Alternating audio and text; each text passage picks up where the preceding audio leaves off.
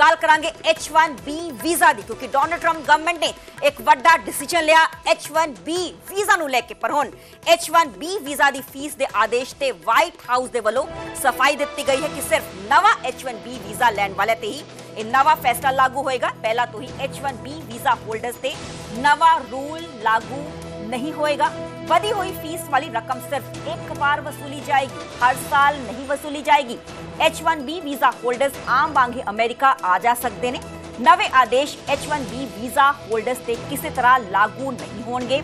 Visa renew ते ही नवे आदेश लागू नहीं होंगे, क्योंकि एक बार पहली बार H1B वीजा जो अप्लाई किया जाता है 3 साल का यह वीजा मिलता है, तो उस तो बाद इसनूं होर एक्सटेंड किया जा सकता है 3 होर साल के लिए। जो उन्होंने आदेश दिते ने कि जो वीजा नूं एक्सटेंड भी किया जाएगा, जिन्हां दे कोल ऑलरेडी ये वीजा है उस ते भी फीस नहीं लागू होएगी। हालांकि जो नवे सिरे तो वीजा लेना चाहते हैं, जो कंपनियाज एम्पलॉयज़ नूं जो हायर करनगियां उन्होंने नवे सिरे तो ये वीजा दवाउणगियां, उन्हां ते ये नवा रूल लागू होएगा। ते अज तो लागू होने जा रहे हैं H1B वीजा के नवे रूल्स। जिक्रयोग है कि ट्रंप के वालों नवे H1B वीजा की फीस बढ़ा के $1 लाख कर दी गई है, जो कि भारतीय करेंसी 88 लाख रुपए बनती है। पहला एक कीमत बहुत ज्यादा घट सी, पहला 1,32,000 सी इंडियन करेंसी के हिसाब के नाल, पर हुण इस च रिकॉर्ड तोड़ वाधा किया गया है। हुण इस दी जो कीमत है वो 88 लाख रुपए हो गई है, क्योंकि $1 लाख जो डॉलर है वो इसकी फीस कर दी गई है। $1 का रेट मौजूदा समय 88 रुपए है, तो सीधा जैसी गुणा करिए तो 88 लाख जो है इसकी कीमत बनती है। किस तरीके नाल ये जो वड्डा फैसला लिया गया है ट्रंप गवर्नमेंट के वालों, तो H1B वीजा ते व्हाइट हाउस की सफाई आई है कि फीस सालाना नहीं सिर्फ एक बार ही लगेगी। यानी कि एक बार जो कंपनीज एम्पलॉयज़ नूं हायर कर दिया तो ये फीस एक बार ही देनी होएगी 88 लाख।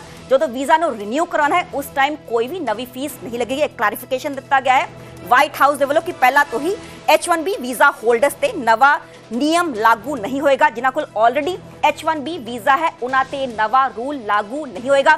पहला कि 605 लोग छिड़ गए सी, हालांकि कंपनीज ने भी अपने एम्पलॉयज़ नूं कह दिता सी कि जो भी लोग गए हुए ने इंडिया आए हुए ने H1B वीजा ते घूमन फिरन दे लई वो तुरंत जो टिकट लेके अमेरिका वापस परतन। हुण क्लैरिफिकेशन दी गई है कि जिन्हां कोल ऑलरेडी H1B वीजा है उन्हां ते ये नवा रूल लागू नहीं होएगा। H1B वीजा होल्डर्स भावें देश तो बाहर भी ने उस ते भी ये नवा रूल लागू नहीं होएगा, क्योंकि H1B वीजा का मैं जिक्र कराते 71% इंडियंस दे कोल जो कि अमेरिका च उत्थे दी कंपनीज ने हायर किते ने उन्हां कोल 71% इंडियाज दे कोल H1B वीजा है। ते हुण एक क्लैरिफाई कर दिता गया कि जिन्हां कोल ऑलरेडी H1B वीजा है उन्हां ते नवा रूल लागू नहीं होएगा।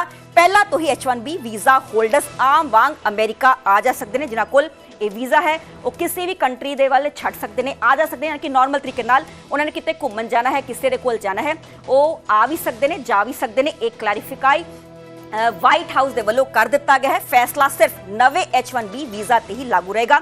जिन्होंने नवे सिरे तो ये वीजा लेना है, ये वीजा जो है ये पूरा जो रूल है नवे वीजा होल्डर्स ते ही लागू होगा। मेरे से होगी शैलेंद्र वांगू फोन लाइन जुड़े ने। शैलेंद्र, व्हाइट हाउस की तरफ से क्लैरिफाई किया गया कि जो ऑलरेडी H1B वीजा होल्डर्स हैं उन पे ये नया रूल लागू नहीं होएगा।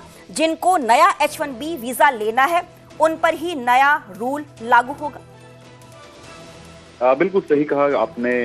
डोनाल्ड ट्रंप की तरफ से जो प्रोक्लेमेशन साइन हुआ है उसमें इस बात का जिक्र हुआ कि $1 लाख अब लगेगा H1B वीजा पे, जिसको लेकर बाद में व्हाइट हाउस के प्रेस सेक्रेटरी की तरफ से ये क्लैरिफिकेशन सामने आया है कि जो ये अमाउंट है ये सिर्फ नई एप्लीकेशन पे होगा और ये एनुअल नहीं होगा, ये हर साल नहीं देना होगा, ये वन टाइम देना होगा। और जो करंट एग्जिस्टिंग वीजाज हैं उनके आने जाने में कोई इश्यूज नहीं होंगे और उस पर कोई चार्ज नहीं लगेगा। क्योंकि जब ये खबर सामने आई थी तो उसके बाद भारत में भी जो लोग उस वक्त मौजूद थे जिनके पास H1B वीजा है, तो जल्दबाजी में इस तरह जो पैनिक क्रिएट हुआ उस खबर के बाद में, उसको क्लैरिफाई करते हुए प्रेस सेक्रेटरी की तरफ से सामने आया है व्हाइट हाउस से कि ये वन टाइम पेमेंट होगा और जो एग्जिस्टिंग वीजाज हैं H1B वीजाज उनके ट्रैवल को लेकर कोई इम्पैक्ट नहीं होगा। लेकिन इसके बावजूद भारत सरकार की तरफ से जो कल स्टेटमेंट सामने आया है उसमें कहा गया है कि इसका इम्पैक्ट क्या होगा, जो ये कदम उठाया है अमेरिकी सरकार की तरफ से, उसका इम्पैक्ट क्या होगा उसका भी अध्ययन किया जा रहा है, स्टडी किया जा रहा है ताकि उसके इम्पैक्ट को समझा जा सके और भारत ने ये भी कहा है कि जो टैलेंट का आना जाना है उससे दोनों देशों को फायदा होता है। तो ऐसे में ये भी माना जा रहा है कि इससे कुछ असर तो होगा, लेकिन आने वाले वक्त में देखना होगा कि इसको लेकर भारत इसको कैसे मुद्दे को रेज करता है अमेरिका के साथ में। हालांकि फिलहाल ये क्लैरिफिकेशन व्हाइट हाउस की तरफ से सामने आया है कि ये जो नया जो प्रोक्लेमेशन है वो सिर्फ नई एप्लीकेशन पर लागू होगा। जी चले, बहुत बहुत शुक्रिया शैलेंद्र हमें पूरी जानकारी देने ਲਈ ਤੇ ਜੋ ਨਵੇਂ ਐਸਪੀਰੈਂਟਸ ਨੇ ਜੋ ਨਵਾਂ ਪਾਸੇ ਤੋਂ ਵੀਜ਼ਾ ਅਪਲਾਈ ਕਰਨਾ ਚਾਹੁੰਦੇ ਨੇ ਉਹਨਾਂ ਤੇ ਹੀ ਇਹ ਨਵਾਂ ਰੂਲ ਲਾਗੂ ਹੋਏਗਾ। ਹਾਲਾਂਕਿ ਆਈਟੀ ਪ੍ਰੋਫੈਸ਼ਨਲਸ 'ਚ ਕਾਫੀ ਚਿੰਤਾ ਇਸ ਸਮੇਂ ਜੋ ਹੈ ਉਭਰੀ ਹੋਈ ਹੈ ਕਿਉਂਕਿ ਨਵੇਂ ਐਸਪੀਰੈਂਟਸ ਜੋ ਕਿ H1B ਵੀਜ਼ਾ ਤੇ ਅਮਰੀਕਾ ਜਾਣਾ ਚਾਹੁੰਦੇ ਨੇ ਤੇ ਹੁਣ ਉਹਨਾਂ ਨੂੰ ਦਿੱਕਤਾਂ ਦਾ ਸਾਹਮਣਾ ਕਰਨਾ ਪੈ ਸਕਦਾ ਹੈ।